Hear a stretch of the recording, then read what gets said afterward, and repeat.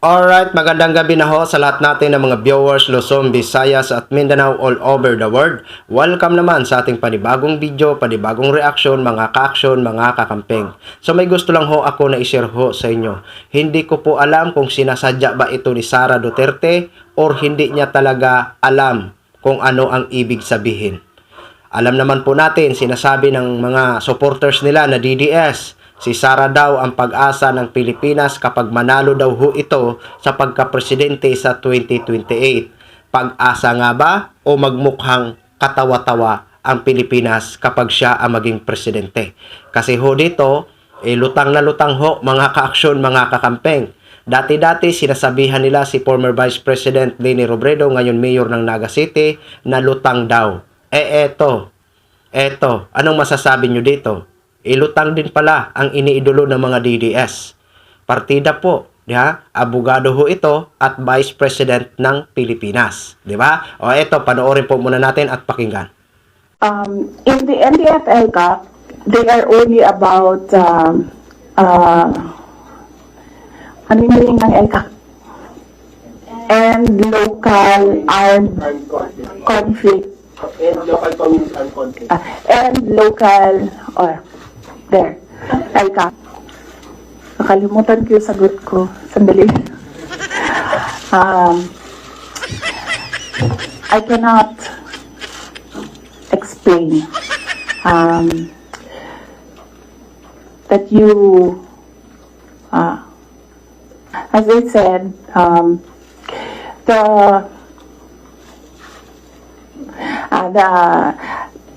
before I was saying the problem of the Philippines is kahirapan, kagutuman, corruption, and all the other peace and order issues.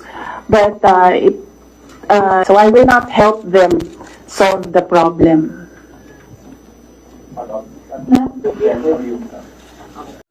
So yun na ho mga ka-action, mga kakampeng, no, napakinggan na ho natin.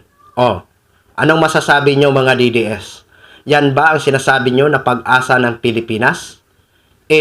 NTFL kak lang. Hindi niya alam kung ano ang meaning. Di ba? Napakasimple lang, mga ka-action, mga kakamping. Di ba? National Task Force and Local Communist Armed Conflict. NTFL kak.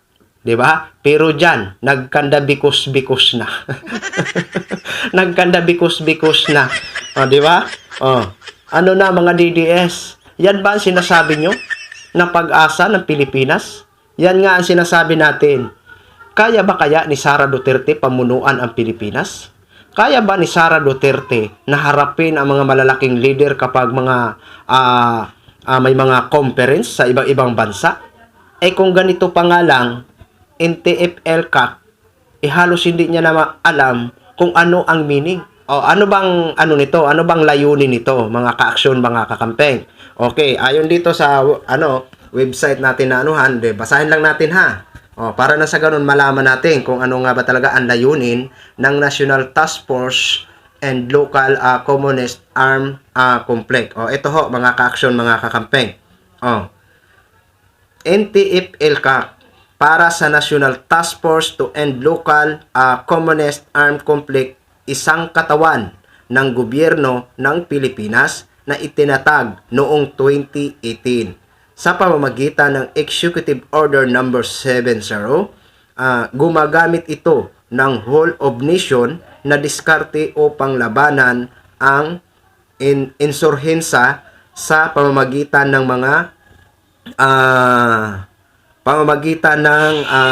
mga proyekto. Ayan, pangkaunlaran sa mga komunidad na apektado ng labanan at sa pamamagitan ng pagtugon sa mga ugat ng terorismo. Yan po ang inalam natin kung ano nga ba talaga ang layunin nitong National Task Force and Local Communist Armed Conflict. Yan po ang naging layunin niya, mga ka-action, mga kakamping. Ano na ang nangyayari sa ating Vice President? 'Di ba? Diyan pa lang talagang nakakatawa na. Nakakatawa na ang mga sinasabi ng mga DDS na si Sara daw ang pag-asa ng Pilipinas kapag maging presidente. 'Di ba? Dito pa lang, halos hindi niya alam kung ano ang isasagot, kung ano ang meaning. 'Di ba? Ngayon, sasabihin nyo pa pag-asa siya ng Pilipinas? Baka mukhang katawa-tawa ang Pilipinas natin kung siya ang maging presidente.